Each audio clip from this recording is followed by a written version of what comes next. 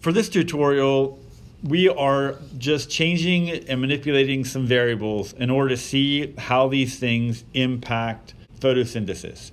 We're going to measure that impact based on the ATP. The ATP is an energy molecule that is produced by the process of photosynthesis.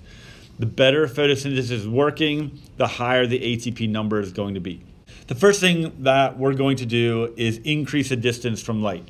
So for now, I'm just hitting the green run button across the bottom, and that will tell me if the plant is right up against the light bulb, what kind of ATP production am I going to have.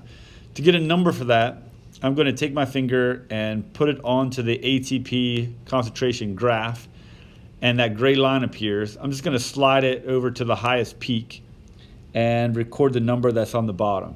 So in this case, 19.1.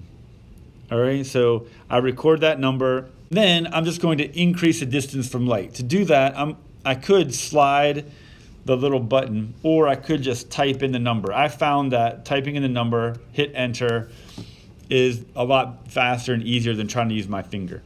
So now I hit run again. I'm going to get another line.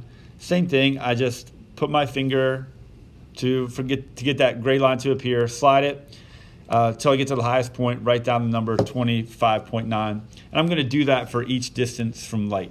Optimal distance just means what's the best distance, what number was the highest, because ATP is measuring the rate of photosynthesis. I'll do the same for temperature. So I hit the reset button, the orange button down the bottom, and now I'm just going to adjust the temperatures.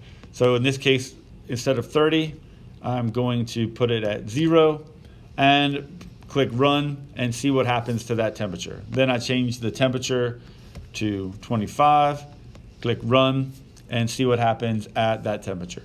And then I change the temperature to 50, enter, hit run, see what happens at that temperature. So I'm just seeing like what happens at each temperature, what's the best temperature. For wavelengths of light, I need to slide this button, this green button at the top, from full light to specific spectrum. Then I'm going to hit run. So clear those graphs, move it to specific spectrum, and click run. That gives me now some spectrums or wavelengths of light. So what color light will plants do well in? So I'm going to start with 400, enter, click run, and again I'm looking for the highest peak. Then I can select that, change it to 475, run, and compare those lines, all right, for each type of color. Finally, I'm going to pick some variable that I want to change, maybe carbon dioxide level, maybe NADPH levels, whatever it is, or pH levels, whatever it is, I'm going to change some other variable, and I'll run that experiment with that variable in mind.